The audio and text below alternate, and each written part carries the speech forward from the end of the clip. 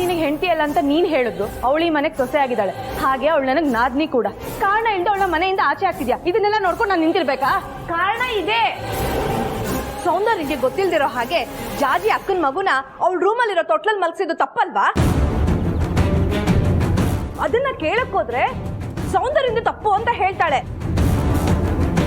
ಎಲ್ರೂ ಮುಂದೆ ಕ್ಷಮೆ ಕೇಳು ಅಂತ ಬೇರೆ ಹೇಳ್ತಾಳೆ. ಅರ್ಚನಾ, ನೀನ್ ಇವಳಿಗೆ ಸಪೋರ್ಟ್ ಮಾಡಿ ಮಾಡಿನೇ ಇವಳು ಈ ತರ ಹೆಚ್ಕೊಂಡಿರೋದು. ಏನೋ ಗೊತ್ತಿಲ್ಲದೆ ಮಗುನ ಹೋಗಿ ಮಲಗಿಸೆ, ಆದ್ರೆ ಸೌಂದರ್ಯ ಮೇಡಮ್ ಮಾಡಿದ್ ಸರಿನಾ? ಅಂತದೇನ್ ಮಾಡಿದ್ರು ಅವರು? ಜಾಜಿ ಅವ್ರ ಭಾವನ್ಗೆ ಹುಷಾರಿಲ್ಲ ಅಂತ ಅವ್ರ ಅಕ್ಕನ ಮಗಳನ್ನ ಇಲ್ಲಿ ಕರ್ಕೊಂಡ್ ಬಂದಿದ್ರು. ಆ ಮಗು ತುಂಬಾ ಅಳ್ತಿತ್ತು ಅಂತ ಸೌಂದರ್ಯ ಮೇಡಮ್ ರೂಮಲ್ಲಿರೋ ತೊಟ್ಲನ್ನ ಮಲಗಿಸಿದ್ದೆ. ಅದನ್ನ ಸೌಂದರ್ಯ ಮೇಡಮ್ ನೋಡಿ ಆ ಮಗುಗೆ ಪಿಸ್ತೂಲ್ ಹಿಡ್ಬಿಟ್ರು. ಆಗ ನಾನು ಹೋಗಿ ತಡೆದೆ, ಮಗುನ ಉಳಿಸ್ದೆ. ಮಗು ಎಲ್ಲಾದ್ರೂ ಸತ್ತೋಗಿದ್ದಿದ್ರೆ? ಕೇಳಿಸ್ತಾ ಚಿರು? ನಿಮ್ ಅತ್ತಿಗೆ ಮಾಡಿರೋ ಗನಂದಾರಿ ಕೆಲ್ಸನ ಕೇಳಿಸ್ಕೊಂಡ್ಯಾ? ಏನ್ ಅರ್ಚನಾ ನೀನು? ಇವಳು ಹೇಳಿದನ್ನ ನಂಬ್ತೀಯಲ್ಲ?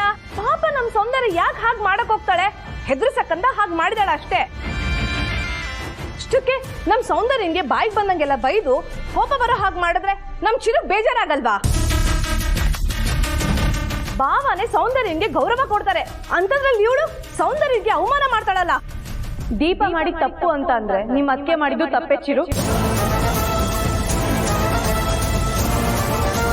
ನ್ಯಾಯ ಯಾರಿಗೆ ಆಗಿರ್ಲಿ ಒಂದೇ ಆಗಿರ್ಬೇಕು. ನೀನ್ ದೀಪಕ್ ಶಿಕ್ಷೆ ಕೊಡೋದಾದ್ರೆ ನಿಮ್ ಅತ್ತಿಗೆಗೂ ಹೋಗಿ ಶಿಕ್ಷೆ ಕೊಡು. ಅಚ್ಚು,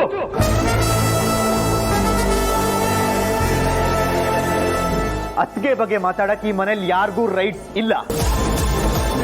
ನಿನಗೂ ಅಷ್ಟೇ, ನಿನ್ ತಂದೆ ಅನ್ಸ್ಕೊಂಡಿರೋರ್ಗೂ ಅಷ್ಟೇ. ಅತ್ತಿಗೆ ಅವಮಾನ ಮಾಡಿದವ್ರು ಯಾರೇ ಆಗ್ಲಿ ಅವ್ರಿಗೆ ಈ ಮನೇಲಿ ಜಾಗ ಇರಲ್ಲ. ಅದಿವತ್ತೆಲ್ರಿಗೂ ಗೊತ್ತಾಗುತ್ತೆ. ನೀನ್ ಏನೇ ಸಪೋರ್ಟ್ ಮಾಡಿದ್ರು ಇವ್ರನ್ನ ಮಾತ್ರ ಇಲ್ಲಿ ಇರಕ್ ಬಿಡಲ್ಲ. ಬನ್ನಿ. ದಯವಿಟ್ಟು ನನ್ನ ಈ ಮನೆಯಿಂದ ಮಾತ್ರ ಕಳಿಸ್ಬಿಡಿ.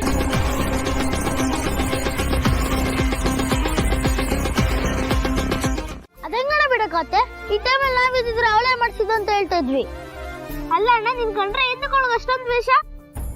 ಏನ್ರಪ್ಪ ಮಾಡೋದು? ಅವಳಿಗೆ ನನ್ ಕಂಡ್ರೆ ಆಗಲ್ಲ, ನನ್ಗೆ ಅವಳ ಕಂಡ್ರೆ ಆಗಲ್ಲ. ಅಣ್ಣ, ನಿನ್ ಮೊದ್ಲೇ ಮಾತು ನಂಬೋದು, ಆದ್ರೆ ಎರಡನೇ ಮಾತು ನಂಬೋದು ಕಷ್ಟ. ಯಾವ್ದು? ಅದೇ ನಿನ್ಗೆ ಅವಳು ಕಂಡ್ರೆ ಆಗಲ್ಲ ಅಂದಿಲ್ಲ ಅದು. ಹೋಗ್ಲಿ ಬಿಡ್ರ, ಏನೋ ತಪ್ಪು ಮಾಡಿದ್ಲು. ಅವಳ ತರ ನಾನು ಆಡಿದ್ರೆ ನನ್ಗೊಳಗೆ ಏನ್ ವ್ಯತ್ಯಾಸ ಇರುತ್ತೆ? ಅಷ್ಟಕ್ಕೂ ನಂಗೆ ಲಾಠಿ ಇಟ್ಕೊಟ್ಟಿದ್ಯಾರು ನಮ್ಮ ಅಪ್ಪನೇ ತಾನೆ. ಹಾಗಾಗಿದ್ದಕ್ಕೆ ಸದ್ಯಕ್ಕೆ ಮನೇಲಿರಕ್ಕೆ ಹೇಳು ಅಂತ ನಮ್ಮ ಅಮ್ಮನ ಹತ್ರ ಹೇಳಿದ್ರು. ಸಂಜನ ವಿಚಾರದಲ್ಲಿ ನೀನ್ ಯಾಕೋ ಮೊದಲಿನ ತರ ಇಲ್ಲ ಮಗ. ಯಾಕೋ? ಮೊದ್ಲಾದ್ರೆ ಅವಳು ಏನ್ರೆ ಸಾಕು, ಅಲ್ಲೇ ಅವಳ ಅಹಂಕಾರ ಇಳಿಸ್ತಿದೆ. ಆದ್ರೆ ಈಗ ಇಷ್ಟೆಲ್ಲ ಮಾಡಿದ್ರು ನೀನ್ ಸುಮ್ಮನೆ ಇದೆಯಾ? ಏನ್ ಮಾಡೋದಪ್ಪ, ಎಲ್ಲ ಟೈಮಲ್ಲೂ ಒಂದೇ ತರ ಇರಕ್ಕಾಗಲ್ಲ ಸಂದೀಪ. ನಾನು ಮನುಷ್ಯನೇ. ಒಂದೊಂದ್ಸಲ ತುಂಬಾ ಕೋಪ ಬರುತ್ತೆ, ಇನ್ಯಾವಾಗ ಯಾರ ಸಹವಾಸನೂ ಬೇಡ ಅನ್ಸುತ್ತೆ. ಅದ್ಬಿಟ್ರೆ ಯಾವಾಗಲೂ ಅಪ್ಪ ಅಮ್ಮನ ಜೊತೆ ನೆಮ್ಮದಿಯಾಗಿದ್ಬಿಡೋಣ ಅನ್ಸುತ್ತೆ. ಮನುಷ್ಯನ ಮನ್ಸು ಅವಾಗೂ ಚಂಚಲನೇ. ನೀನ್ ಚಂಚಲಾಗಿ ಸಂಜನ ವಿಲವಿಲ ಅಂತ ಒತ್ತಡೋದನ್ನ ಮಿಸ್ ಮಾಡ್ಕೋತಿದ್ದೇವಲ್ಲ ನಾವು. ಆ ಜಂಬತ್ಗಳಿಗೆ ಚೆನ್ನಾಗಿ ಮಸಾಲೆ ಇರ್ತದನ, ಇವಾಗ ಉಪ್ಪು ಖಾರ ಇಲ್ದಿರ ತಿಳಿ ಸಾರು ತಿನ್ನೋ ರೇಂಜಿಗೆ ಬಂದ್ಬಿಟ್ಟಿದ್ಯಲ್ಲಣ್ಣ.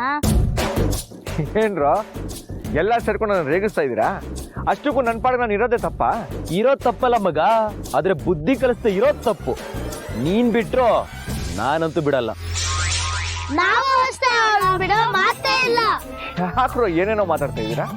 ಊರ್ ಜನರ ಮುಂದೆ ನಿನ್ಗೆ ಅವಮಾನ ಮಾಡ್ದವಳನ್ನ ಟೈಮ್ ಬಂದಾಗ ಅದೇ ಊರ್ ಜನದ ಮುಂದೆ ಅವಳು ಮರ್ಯಾದೆ ತೆಗಿತೀನಿ. ಹೌದು, ಮಾಡೇ ಮಾಡ್ತೀವಿ, ಖಂಡಿತ ಮಾಡ್ತೀವಿ. ಏಯ್ ಸುಮ್ನಿರ್ರ. ಎಷ್ಟ್ ದಿವಸ ದ್ವೇಷ ಹಾಕೋದಂತ ನಾನೇ ಸುಮ್ನಿದ್ದೀನಿ. ನಿಮ್ದು ಯಾವ್ದು ಇದು ಹೊಸಗಳು?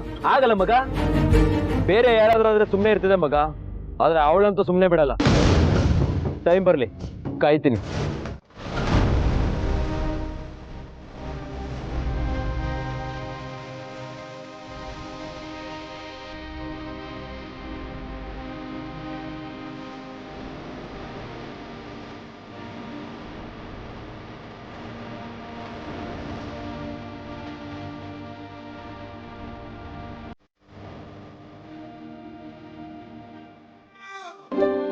ಗಂಡನ ಮನೆಯಲ್ಲಿ ಏನೇ ಕಷ್ಟ ಬಂದ್ರು ಎಲ್ಲನೂ ಸವರಿಸ್ಕೊಂಡು ಹೋಗೋ ಶಕ್ತಿ ನಿನ್ಗಿದೆ. ನಿನ್ ಕಟ್ಕೊಂಡು ಹೊರಟಿರೋ ನಿನ್ ಗಂಡನೇ ನಿನ್ ಸರ್ವಸ್ವ. ನಿನ್ನ ಗಂಡನ ಮಾತೆ ನಿನಗೆ ವೇದವಾಕ್ಯ. ನಿನ್ ಮನೆ ಅಂತ ಇದ್ರೆ ಅದು ನಿನ್ ಗಂಡನ ಮನೆ, ಈ ಮನೆ ಅಲ್ಲ. ಅಲ್ಲಿ ಯಾರ ಮನ್ಸಿಗೂ ನೋವಾಗ್ದಿರೋ ನೋಡ್ಕೋಬೇಕು. ಮನೆ ಮನ್ಸು ಎರಡಕ್ಕೂ ಗೆಲ್ಲು ಮಕ್ಕಳೇ. ಇದೇ ನನ್ನ ಆಶೀರ್ವಾದ.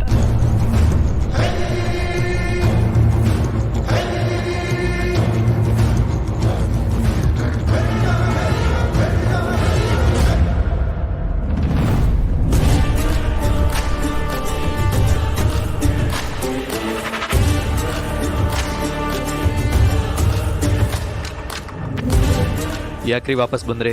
ಕಷ್ಟನೋ ಸುಖನೋ ನಾನು ಎಲ್ಗೂ ಹೋಗಲ್ಲ.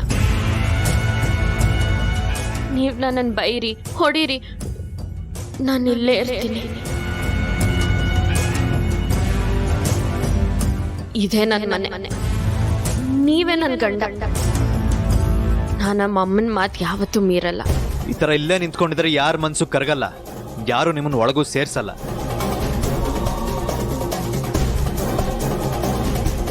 ಹೋದ್ಸತಿ ಹೀಗೆ ನೀವು ನಿಂತಿದ್ದಾಗ ಹೋಗ್ಲಿ ಪಾಪ ಅಂತ ಒಳಗ್ ಬಿಟ್ಕೊಂಡ್ರಲ್ಲ, ನಿಮ್ಮ ಮಾವ ಅನ್ಸ್ಕೊಂಡವ್ರು. ಅವರು ಈಗಿಲ್ಲ. ಈ ಸರ್ತಿ ಅವರಲ್ಲ, ದೇವ್ರು ಬಂದು ಒಳಗ್ ಸೇರ್ಸ್ಕೊಂಡ್ರು ನಾನ್ ನಿಮ್ಮನ್ನ ಸೇರ್ಸ್ಕೊಳಲ್ಲ. ನನ್ನ ಮಾತ್ ಮೀರಿ ಒಳಗ್ ಬಂದ್ರೆ ನಾನಾಗಿರಲ್ಲ. ಅವ್ರು ಯಾವುದೇ ಕಾರಣಕ್ಕೂ ಒಳಗ್ ಬರಬಾರ್ದು. ಬಂದ್ರೆ ಪರಿಣಾಮ ನೆಟ್ಟಿಗಿರಲ್ಲ.